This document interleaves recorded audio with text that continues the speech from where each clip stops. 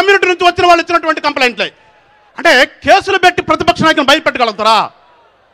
ఇవన్నీ గమనించిన తర్వాత జనసేన పార్టీ నాయకుడు ఈ రాష్ట్రం నాశనం అయిపోతుంది, ఈ రాష్ట్రంలో పిల్లల భవిష్యత్తు అంధకారంలోకి వెళ్ళిపోతుంది అని ఒక నిర్ణయం తీసుకున్నాడు.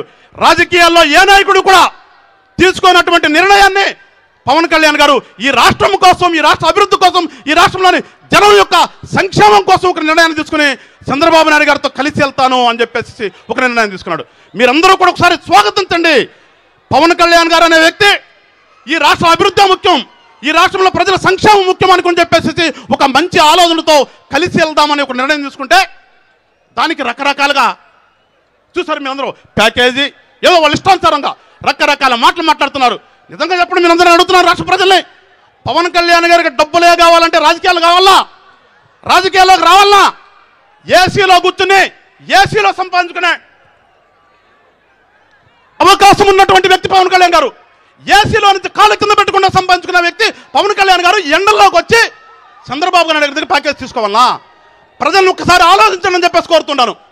ఇదే ఎవరినైతే మోసం చేస్తాడో ఈయన ఎస్సీలు, ఈయన బీసీలు, ఈ ఎస్టీలు కూడా అందరూ కూడా ఆలోచించండి. అరే అంబేద్కర్ గారి పేరుతో ఉన్నటువంటి ఒక పథకాన్ని తీసేసి ఆయన పేరు పెట్టుకున్నటువంటి వ్యక్తి ఒక విగ్రహాన్ని పెడితే ప్రేమ వచ్చేసిదా? ప్రేమ అంటే ఎక్కడ కనిపించాలి? నువ్వు పెట్టినటువంటి నీ నాన్నగారి పేరులో, నీ పేరులో పెట్టుకున్న ప్రతి పథకానికి కూడా అంబేద్కర్ గారి పేరు పెడితే అది ఎస్సీల మీద ప్రేమ అంటే. కానీ ఉన్న పేరు కూడా తొలగించి ప్రజల సొమ్ముతో అక్కడ ఉన్నటువంటి గ్రౌండ్ అంతా పాడు చేసి ఒక విగ్రహం పెట్టేస్తే ఆయనకి ఎస్సీలు అంటే ప్రేమ ఉన్నట్ట.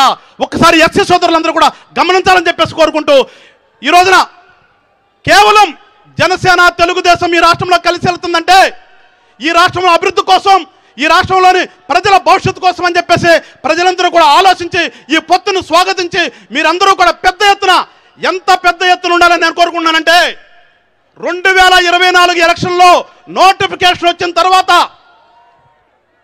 నామినేషన్ వేయడానికి కూడా వైఎస్ఆర్ పార్టీ తరఫున క్యాండిడేట్ ముందుకు రానంతగా భయపడే విధంగా మీరందరూ కూడా మద్దతు ఇవ్వాలని చెప్పేసి మిమ్మల్ని అందరినీ కోరుకుంటున్నాను.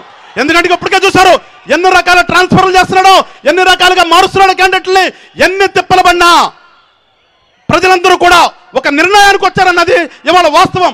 ఆ నిర్ణయానికి బ్రేక్ పెట్టడం కోసమే మళ్ళా ఆయన సోదరుని ఆనాడు తిప్పాడు, మళ్ళా ఇవాళ తీసుకొచ్చాడు. మీ అందరూ చెప్తున్నాను సోదరులరా, కాంగ్రెస్ పార్టీకి ఒక కొత్త యాక్టర్ వచ్చింది ఇవాళ. ఆ కొత్త యాక్టర్ చెప్పే మాటలు మీరు నమ్మి కేవలం అది ఓటు చీలకూడదని పవన్ కళ్యాణ్ గారు ఏ నిర్ణయం అయితే తీసుకున్నాడో ఆ నిర్ణయానికి బ్రేక్ వేయటం కోసమే ఇవాళ కాంగ్రెస్ పార్టీ ఆ ప్రయోగాన్ని చేసింది తప్పితే ఎక్కడా కూడా ప్రేముండో అన్నకు వ్యతిరేకంగా కాదు అని చెప్పేసి మీరందరూ కూడా గమనించి ఒక్క ఓటు కూడా చీలకుండా రానున్నటువంటి ఎలక్షన్లో ఏదైతే జనసేన, తెలుగుదేశం పొత్తుతో అభ్యర్థులు ఉంటారో అక్కడ గాజు గ్లాసు ఉంటే గాజు గ్లాసు, సైకిల్ ఉంటే సైకిల్, ఆ రెండు సింబల్సే మీ అందరికీ కూడా కళ్ళ ముందు కనిపించాలని చెప్పేసి, కనిపిస్తేనే మళ్ళా ఈ రాష్ట్రం బాగుపడుతుందని చెప్పేసి, రాష్ట్రంలో ఉన్నటువంటి యువత భవిష్యత్తు మంచిగా ఉంటుందని చెప్పేసి మిమ్మల్ని అందరినీ కోరుకుంటూ మరొకసారి ఈ అవకాశాన్ని కల్పించినటువంటి ఈ యొక్క సభకి, ఈ సభ నిర్వాహకులకి, పెద్దలు చంద్రబాబు నాయుడు గారికి